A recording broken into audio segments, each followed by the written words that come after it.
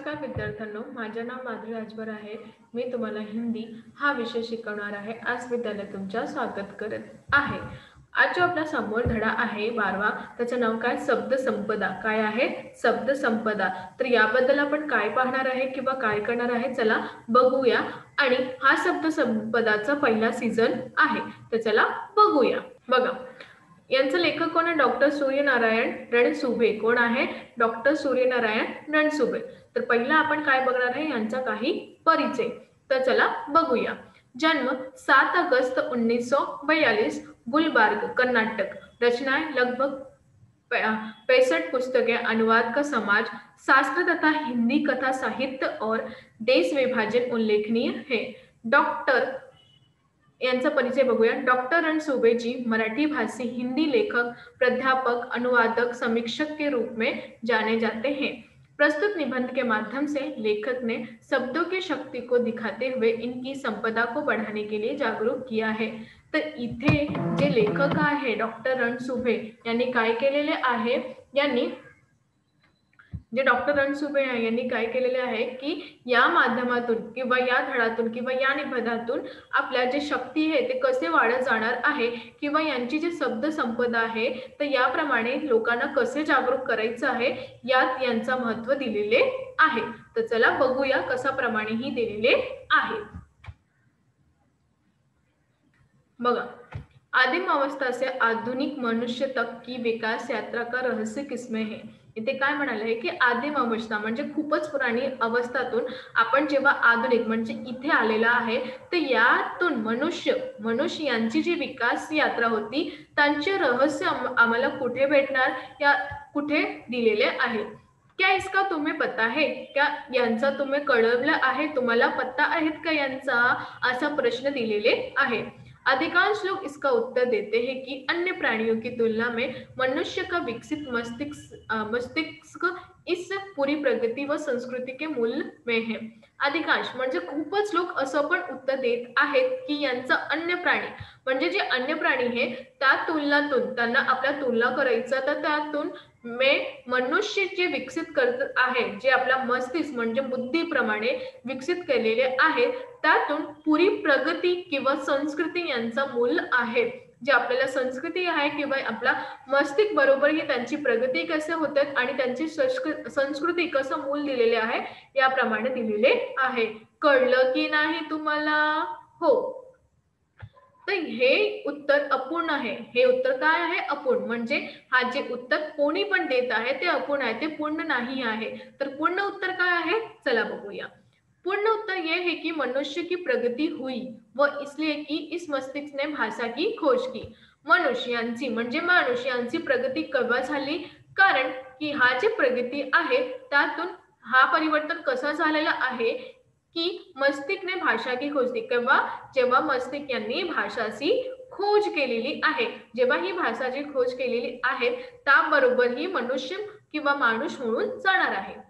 भाषा ही सभी प्रगति की जड़ में है आणि भाषा म्हणजे आपली जी भाषा आहे ते खूपच प्रगतीचे पणात आलेला आहे। दुनिया की सभी ज्ञान शाखाओं का विकास हुआ भाषा के कारण। आणि दुनियातून म्हणजे जगातून कोणतीही ज्ञान शाखा आहे त्यातून विकास झालेला आहे कोणाबरोबर? भाषा यांचा बरोबर झालेला आहे। भाषा का अर्थ है सार्थक शब्दों को व्यवस्थित क्रमबद्ध संयोजन। आणि भाषा यांचा अर्थ काय आहे की सार्थक म्हणजे जे सार्थक प्रमाणे शब्द यांच्या व्यवस्थित रूपातून क्रमबद्ध संयोजन केलेले आत आहे त्यांना आपण म्हणत आहे की भाषा यांचं रूपांतरण केलेले आहे। कळलं की नाही? हो, तर अजून बघूया, चला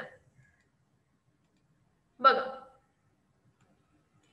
शब्दों का ये संसार बड़ा विचित्र है आणि शब्दाचा हा संसार हे खूपच विचित्र आलेला आहे। शब्दों की ताकत की ओर हमारा ध्यान कभी नहीं जाता। जेव्हा शब्द यांची ताकद जे असतात त्यांच्या बरोबर आपल्या ध्यान कुठेही जात नाही। शब्द ही मनुष्य को ज्ञान से जोड़ते हैं आणि शब्द हाही मनुष्यला ज्ञानातून जोडत आहे। मनुष्य ही मनुष्य से जोड़ते हैं। माणूस ही माणूसला जोडत आहे, एकमेकाशी बोलत किंवा जोडत आहे। और शब्द ही मनुष्य को मनुष्य से तोडते आणि शब्द याबरोबर ही मनुष्य जे आहे मनुष्यातून जोडत आहे किंवा तोडत आहे. तर याप्रमाणे आपल्याला काय करायचं आहे, तर याप्रमाणे आपल्याला असं प्रमाणे दिल्याचं आहे, की कशाबद्दल तुम्हाला मनुष्यातून मनुष्य जोडत आहे किंवा शब्दातून शब्द मनुष्य जोडत आहे. विज्ञान की दृष्टि से तो अक्षर ध्वनि के चिन्ह है. विज्ञानुसार किंवा विज्ञानुसार आपण पाहणार आहे, की यांचं जे अक्षर आहे म्हणजे मूलाक्षर जे आहे, त्याचे ध्वनी चिन्ह आहे. त्याच्या ध्वनितातून आपल्याला चिन्ह याचं बरोबर दिलेले आहेत. निर्जीव हे मनुष्यही उन्हें अर्थ देत आहे. आपण निर्जीव असतात त्यांना मनुष्यही अर्थ देत आहे, की यांचा अर्थ कशाबद्दल होणार किंवा कशाप्रमाणे होणार. जिवंत बनाता मनुष्य म्हणजे मनुष्य त्यांना जिवंत बनवून शकत आहे. जब जब जब शब्द जीवंत हो जाते हैं तो फिर उनमें मनुष्य के विविध स्वभाव गुण आने लगते हैं. इथे काय म्हणाले की जेव्हा शब्द जिवंत होऊन जात आहे त्याप्रमाणे ही मनुष्य जे आहे त्यांचा विविध मतलब वेगवेगळा स्वभाव गुण आने वाले लगते हैं. पुन्हा बघा, निर्जीव हे मनुष्य ही उन्हें अर्थ देता है. निर्जीव यातून मनुष्य म्हणजे माणूस ही त्यांना अर्थ देत आहे. जीवंत बनाता है, जीवंत बनवून देत आहे.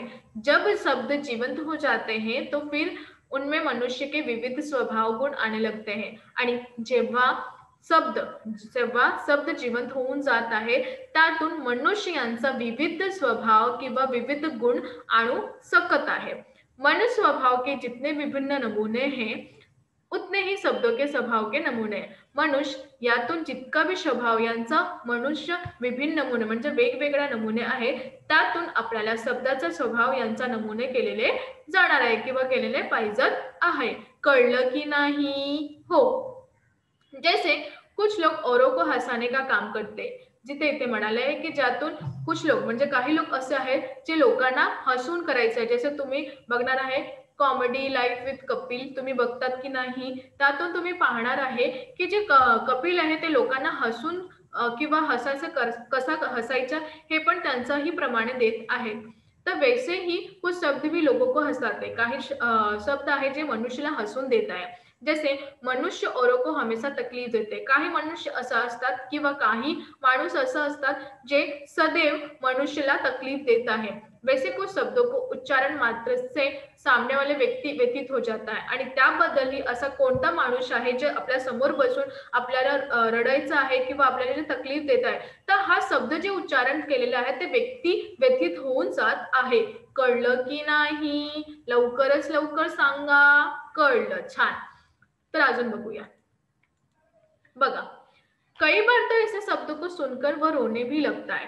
काही क्षणात असं होतंय की समोर आपल्या बसून कोणताही व्यक्ती आपल्याला असं शब्द देते त्याला ऐकून आपण काय करतो रडू लागतात कारण की ते आपल्याला चांगले नाही वाटतं. कुछ लोग बड़े प्रिय होते आणि काही लोक इतके प्रिय म्हणजे आनंद होते की वैसे ही कुछ शब्द भी बहुत प्रिय होते आणि त्यासारखाही काही शब्द पण आपल्या समोर खूपच प्रिय असतात, त्या खूपच प्रेमळ असतात. उन्हें बार बार सुनने की गुणगुणाने की इच्छा होती. त्याला पुन्हा पुन्हा ऐकायचं किंवा पुन्हा पुन्हा गाण्याचं असं आपल्याला इच्छा होऊन जाते. एक और कुछ शब्द धोखा देने वाले होते, कुछ निरर्थक होते हैं आणि काही क्षणात काही शब्द असं होते ते आपल्याला धोका देत आहे आणि काही असं होतं जे निरर्थक होतं म्हणजे त्याचा काहीही अर्थ नाही होते म्हणून लोक बोलताही असा प्रमाणे. तो दूसरी ओर कुछ शब्द बहुसज्जन सात्विक सभ्य और संस्कृत होते आणि दुसऱ्या बरोबर आपले जे शब्द आहेत त्यातून खूपच सज्जन म्हणजे खूपच प्रेमळ सात्विक सभ्य संस्कृती होते. तर याप्रमाणे आपल्याला काय करायचं आहे जे शब्द आहे त्यांचा अर्थ कशाप्रमाणे द्यायचा आहे किंवा कशाप्रमाणे आपल्या समोर देण्याचा प्रयत्न करत आहे ते आपल्याला वाटायचं आहे. आता अजून बघा, कुछ शब्द निष्क्रिय बना देते. काही शब्द आपल्याला निष्क्रिय बनवून देत आहे. कुछ मत करो जो भाग्य में है वो तो मिल ही जाएगा. आणि अशाप्रमाणे एक शब्द इथे दिलाय की तुम्ही काही पण नको करूया, तुमच्या भाग्यात जे दिलेले आहे तुम्हाला त्याही भेटणार आहे. तर असाबद्दल असं आहे की तुम्ही नाही करता म्हणून तुमचं भाग्य पण नाही परिवर्तन होणार. तर त्याबद्दल असा काही शब्द आपल्याला समोर दिसत आहे त्यांचा अर्थ आपल्याला काय कळावा किंवा काही समजून घेत नाही आहे. तर याप्रमाणे आपण शब्द यांचा प्रयोग कसा केले जाते किंवा काय होता हे आपण पाहिले आहे. तर अजून काय आहे ते आपण बघणार आहे. तुम्हाला कळलं की नाही ते मला सांगा पहिले. कळलं. छान. तर इथे बघा यांचा काही अजून उपयोग आहे. तो नहीं मिलेगा. न्यूटन ने कहा है कि किसी भी काम की सफलता के लिए 90% परिश्रम की. तर न्यूटन इथे काय म्हणाले आहे की न्यूटन हे म्हणाले आहे की जेव्हा तुम्ही काम करतात त्यांची सफलताबद्दल तुम्हाला 90% म्हणजे 90% परिश्रम करायचा. 90% परिश्रम करायचा तर 5% बुद्धि की और 5% संयोग की जरूरत होती है. त्याबद्दल तुम्ही 90% काय करता परिश्रम करतात पण ते 5% तुमचा बुद्धी यांचा उपयोग कशाप्रमाणे होत आहे आणि 5% तुमचा सहयोग कसा आहे त्या कामातून ते परिवर्तन करतात. परंतु याद रखिए किसी भी काम को पूर्णत्व देने के लिए 90% कठोर परिश्रम की जरूरत होती है. काही जे काम आहे तुमच्यासाठी जे आलेलं आहे त्याला पूर्णत्व करायचं आहे. त्या पूर्णत्व करायचा बद्दल काय आहे की तुम्हाला 90% कठोर परिश्रम यांना तुमचं महत्व आहे कारण तुमचा जरूरत पण आहे. ऐसे शब्द जो हमें निष्क्रिय करते रहते हैं आणि असा जे शब्द आहे तुम्हाला निष्क्रिय करून देत आहे उन्हें हम अपने जीवन व्यवहार से निकाल बाहर करना चाहिए. और जेव्हा असा शब्द आपण ऐकते किंवा करते तर याबद्दल तुम्हाला जे व्यवहार आहे त्याला बाहेर सोडून बाहेर निघायचं कारण की याचा महत्व तुमच्यासाठी काहीही नाही आहे.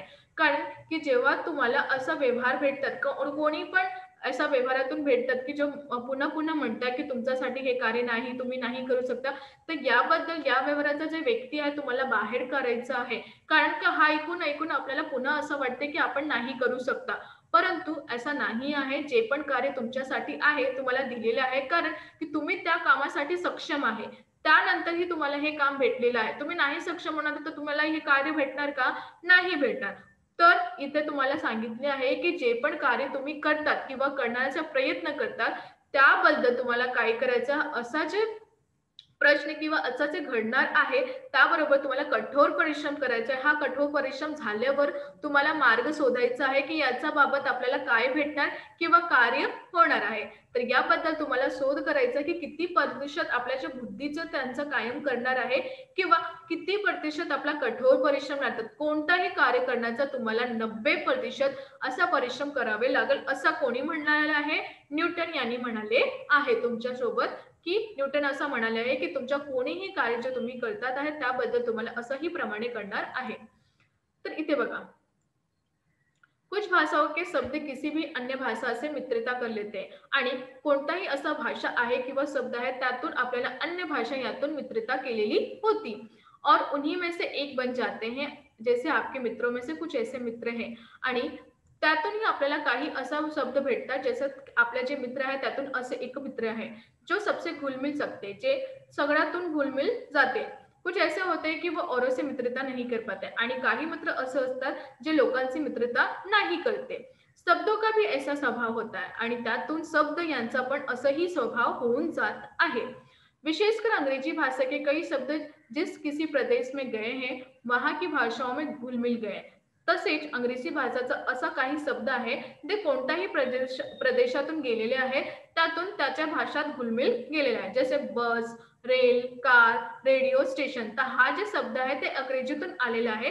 ते सर्व ठिकाणी त्यांचा व्यवहारातून ते घुलून जात आहे. कहा जाता है कि तमिल भाषा के शब्द केवल अपने परिवार ग्रामीण परिवार तक ही सीमित रहते हैं. आणि इथे काय म्हणाले आहे की जे तमिळ भाषा आहे त्यातून जे शब्द आहे केवळ ते परिवार द्रविणतेतून सीमित राहतात म्हणजे त्याच्यात बाहेर नहीं जात आहे. वे किसी से घुलना मिलना नहीं चाहते आणि ते लोग कोणत्याही साठी घुलून किंवा मिळून नाही राहतात. अलंबता हिंदी के शब्द मिलनसार है परंतु सब नहीं. कुछ शब्द को अंत तक अपना स्वतंत्र अस्तित्व बनाए रखते आणि त्यातून काय म्हणाले आहे की अलंबता यातून काही शब्द असे आहे जे स्वतंत्र आहे त्यांना बनवून देत आहे. अपने मूल रूप से वे अन्य स्थानों पर जाते आणि खूपच मूल रूपातून ते अन्य स्थानावर जाते. कुछ शब्द अन्य भाषा के साथ इस प्रकार जुड़ जाते हैं कि उनका स्वतंत्र रूप खत्म हो जाता है आणि काही असा शब्द आहे त्यातून अनेक रूपातून जाते आणि त्याचे स्वतंत्र रूप मिटून जात आहे. तर आज आपण काय शिकलो? आज आपण शब्द संपदातून अशाप्रमाणे असं शिकलो की काही असं क्षण येतात की आपल्या समोर की त्यांचा आपण निर्माण कसा बदल करायचे किंवा त्यांचा उपयोग कसा बदल करायचा. हा निर्माणातून आपल्याला काही शब्द असे भेटतात की ज्यांचा उपयोग आपल्या कोणासाठी करायचा ते आपल्याला कळून जात आहे. धन्यवाद.